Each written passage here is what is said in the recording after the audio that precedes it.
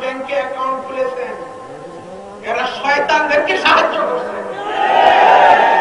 আল্লাহর রাসূলের দুশমনদেরকে সাহায্য করছে, সাহাবায়ে কেরামকে দুশমনকে সাহায্য করছে, ইসলামের শত্রুদেরকে সাহায্য করছে। ইসলামিক ব্যাংকে টাকা রাখাটা হারাম, ইসলামিক ব্যাংকে টাকা রাখা হারাম, ইসলামিক ব্যাংকে টাকা রাখা হারাম।